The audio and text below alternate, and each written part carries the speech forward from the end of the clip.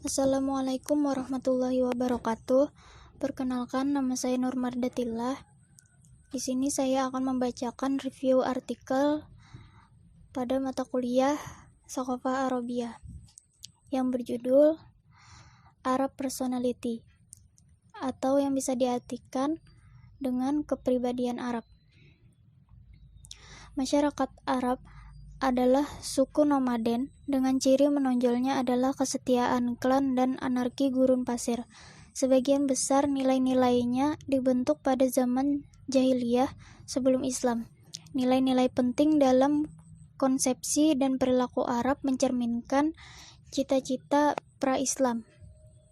Di zaman jahiliyah, orang Arab tidak mengenal Allah dan Rasul-Nya dan aturan agama. Oleh karena itu, zaman jahiliyah didefinisikan sebagai masa ketidaktahuan.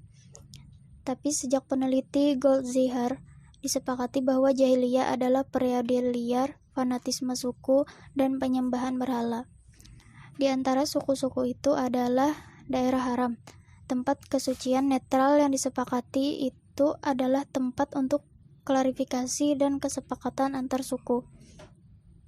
Dari sini orang Arab mengumpulkan banyak sekali pengalaman dalam melakukan perundingan. Jadi, struktur dikembangkan untuk mendapatkan mediasi dan kompromi yang dilembagakan. Kegiatan ini disebut mekanisme wustah atau wasat. Terlepas dari karakter gurun mereka, kota itu adalah fokus perubahan dan aktivitas politik orang-orang Arab. Mekah adalah pusat perdagangan dan ziarah. Karena berada di jalur karavan, adat istiadat agama dijalankan berdasarkan tradisi dan perasaan menghormati nenek moyang. Tetapi agama bersifat fetisisme dan nilai-nilai bersifat fatalistik. Karena keyakinan mereka mutlak pada keputusan takdir. Nilai-nilai sekuler menempati tempat sentral dan diekspresikan dalam konsep kejantanan murwah, yang berarti seluruh rangkaian sifat-sifat orang Baduy yang sempurna. Kerangka yang paling penting adalah menjaga solidaritas suku Asabiyah. Suku itu menjadi fondasi keberadaan pribadi dan kelompok. Fenomena kritis yang penting bagi masyarakat Arab Islam adalah kehormatan. Kehormatan seorang pria adalah syaraf, dan kehormatan seorang wanita adalah ird. Wanita tumbuh dengan kehormatannya dan peran pentingnya adalah untuk melestarikannya. Saat kehormatan seorang wanita hilang, itu tidak dapat dipulihkan, dan kehormatan seorang pria terluka parah. Kehormatan adalah nilai tertinggi, terpenting dalam kehidupan Arab. Lebih penting dari kehidupan itu sendiri. Seorang pria tanpa kehormatan dianggap mati. Oleh karena itu, pepatah mengatakan lebih baik mati dengan hormat daripada hidup dengan penghinaan. Ketika kehormatan dirugikan, timbul rasa malu yang bermula dari pemaparan publik terbuka kepada semua orang, sebuah fenomena yang sangat mempermalukan manusia. Kehormatan dipulihkan hanya jika pembalasan dilakukan di depan umum dan diketahui semua orang. Tradisi kesukuan dan loyalitas klan memiliki pengaruh yang dominan di masyarakat. Yang juga penting adalah ikatan darah dalam keluarga besar atau suku, yang menentukan loyalitas dan identitas kelompok. Ini adalah masyarakat yang memalukan, di mana setiap orang harus berperilaku sesuai dengan norma yang diterima dan menginternalisasi perasaannya sendiri dalam sistem perilaku kelompok. Fenomena penting yang menjadi ciri khas orang Arab adalah kurangnya kepercayaan mendasar, kecurigaan, dan permusuhan terhadap orang lain. Bahkan jika dia adalah tetangga dan anggota klan yang sama.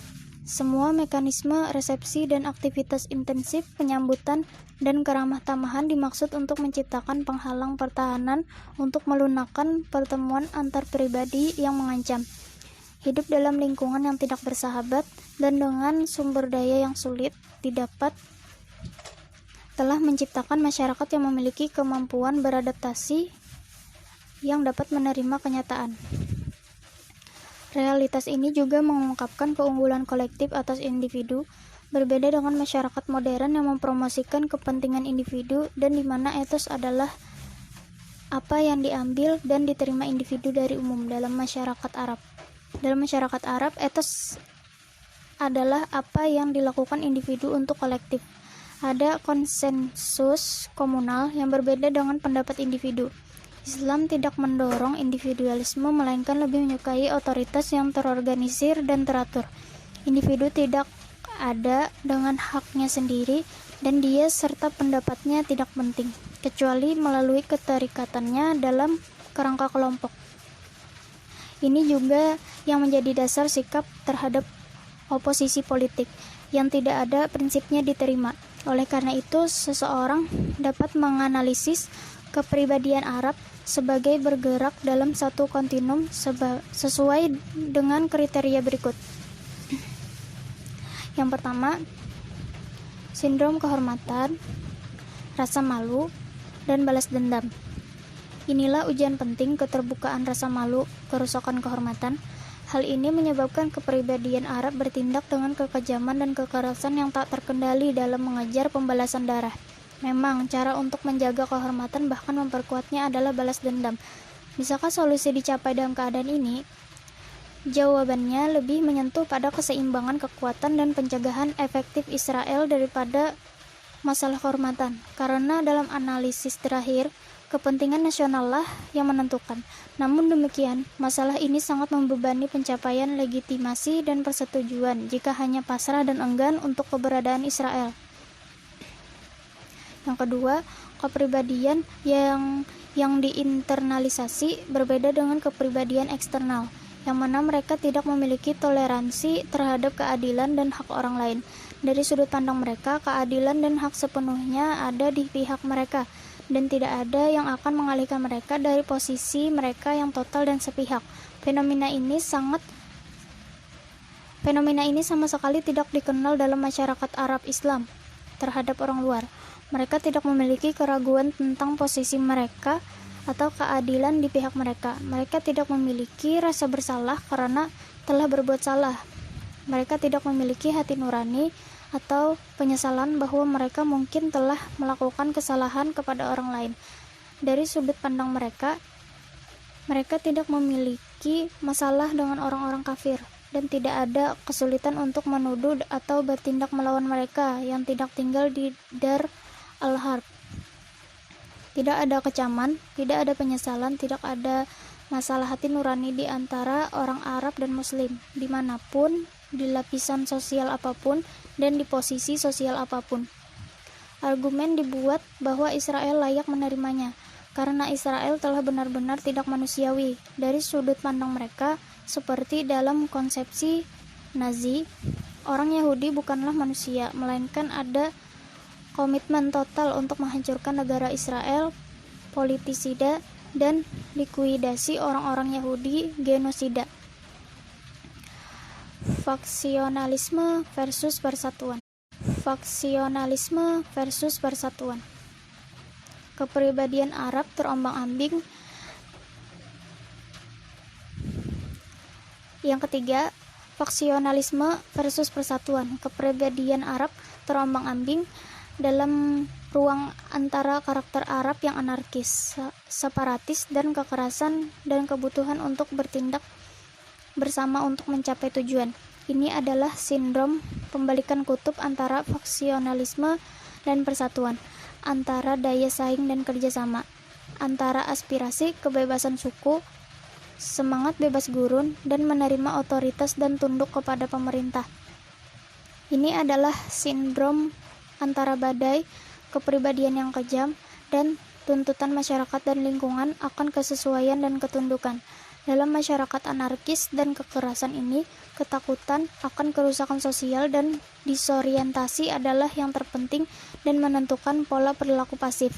Di atas segalanya, kontinum terpenting untuk memahami kepribadian Arab adalah antara tunduk dan menjilat orang-orang yang dianggap memiliki kekuasaan di satu sisi dan keji, kejam, anarkis, keliaran tak terkendali di sisi lain. Permusuhan dan kecurigaan adalah karakteristik dominan dalam kepribadian Arab.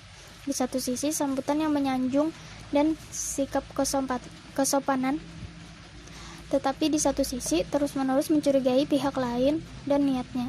Mekanisme penerimaan dan penyambutan yang santun dalam masyarakat Arab dimaksudkan untuk melunakkan perjumpaan interpersonal yang begitu menindas dan mengancam hingga menciptakan sebuah pembatas pertahanan. Yang keempat, budaya kolektif dari batasan sosial yang keras kepala. Ciri kepribadian Arab adalah sebagai tabu dan larangan hierarki sosial dan kelas dalam upaya terus-menerus untuk dan untuk melindungi aturan yang berlaku, untuk menghindari kegagalan dalam masalah yang cenderung mempermalukan atau mempermalukan saingan Anda di depan umum. Ini adalah budaya di mana rumor menjadi bagian integral dari aktivitas sosial dan dengan cepat rumor tersebut menjadi kebenaran mutlak yang tidak dapat dibantah, terutama dalam masyarakat yang percaya pada konspirasi, masyarakat di mana setiap tanggal penting yang mengingat segalanya dan tidak memaafkan apapun. Jika kebohongan adalah cara untuk mencapai hasil yang baik, maka itu diperbolehkan. Penting untuk berbohong ketika kebenaran mungkin mengarah pada hasil yang tidak menyenangkan atau tidak diinginkan. Berikut 2 faktor tambahan mempengaruhi ciri-ciri kepribadian Arab, perilakunya dan fungsinya. Yang pertama, bahasa sebagai fenomena budaya yang memungkinkan untuk memahami lingkungan sosial dan berkomunikasi dengannya. Bahasa sangat penting dalam budaya Arab. Orang-orang Arab dimotivasi oleh kekaguman akan bahasa Arab dan penggunaan lelucon, ucapan, dongeng, dan alegori secara luas sebagai filter yang sangat penting untuk mencegah rasa malu dan akibatnya untuk menghindari friksi dan konflik. Ini membawa kepribadian Arab ke dalam kesedihan dan retorika yang suka berperang. Dan dari sini ke realitas yang berlebihan, ke penekanan yang berlebihan, ke pernyataan yang berlebihan. Di antara kita, kata adalah komitmen, dan di antara mereka, kata adalah hiasan. Sebagai bukti, ia mengutip sebuah kutipan dari penyair Suriah Kabbani yang menyatakan bahwa orang Arab telah tunduk pada 1500 tahun penjajahan imperialis oleh puisi. Ini kontras dengan kebiasaan bicara konvensional Barat di bidang penekanan dan pernyataan yang meremehkan. Memang, pengaruh bahasa Arab terhadap perilaku kepribadian Arab sangat mencengangkan. Mereka tidak hanya yakin bahwa itu adalah yang paling indah dari semua bahasa, tetapi juga membuktikan keunggulan mereka dan keunggulan budaya Arab. Ahli bahasa Arab At-Ta'alibi menyatakan, siapapun yang mencintai Nabi, mencintai orang Arab, dan siapapun yang mencintai Arab, menyukai bahasa Arab.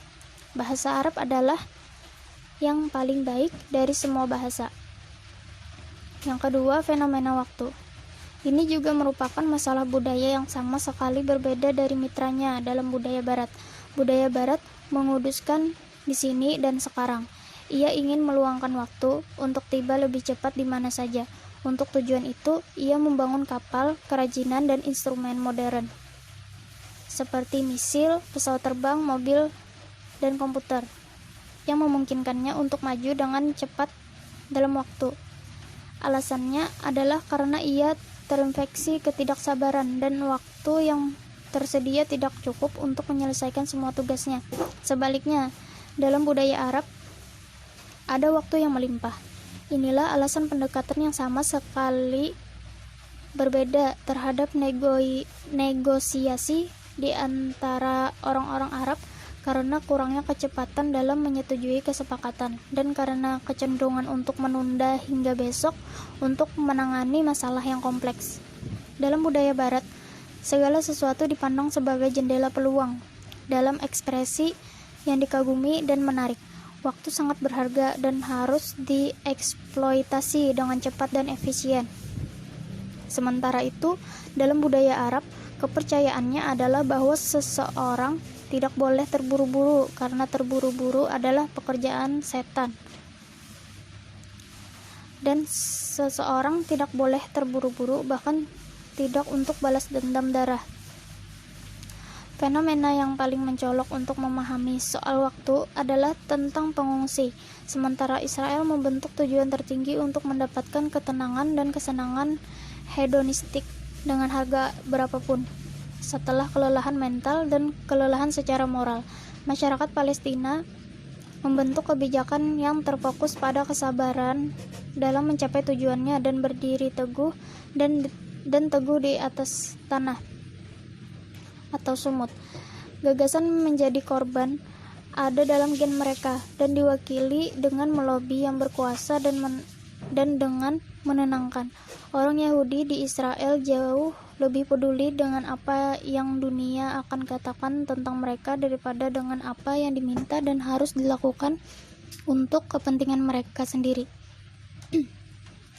Orang-orang Yahudi adalah tawanan masa lalu mereka dan kekurangan kapasitas untuk penderitaan nasional dan kesetiaan pada tanah, sementara dirasuki oleh ketakutan dan emosi yang tinggi atas ancaman eksistensial. Sebaliknya, orang Arab dicirikan oleh mentalitas mayoritas penakluk atau Islam itu benar karena menang. Islam menang karena ia benar.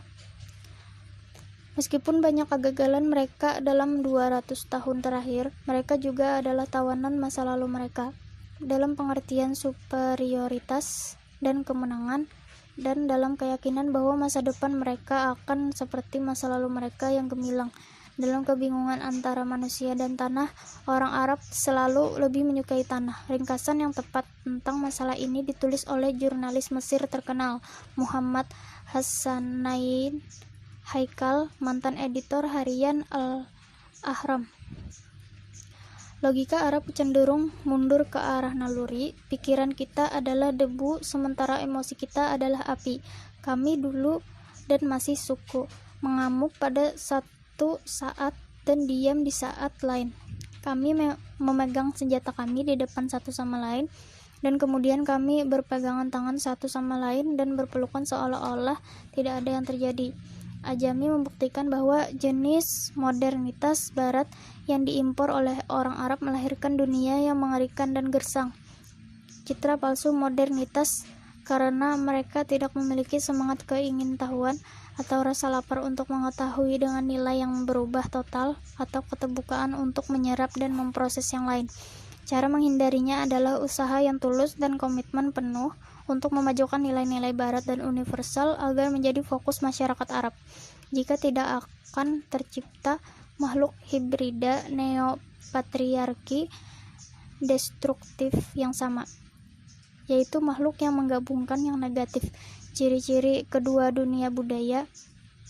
Islam tentu saja secara total menolak tanpa ragu-ragu modernitas dan kedaulatan seperti yang akan kita lihat. Mungkin sekian dari saya. Wassalamualaikum warahmatullahi wabarakatuh.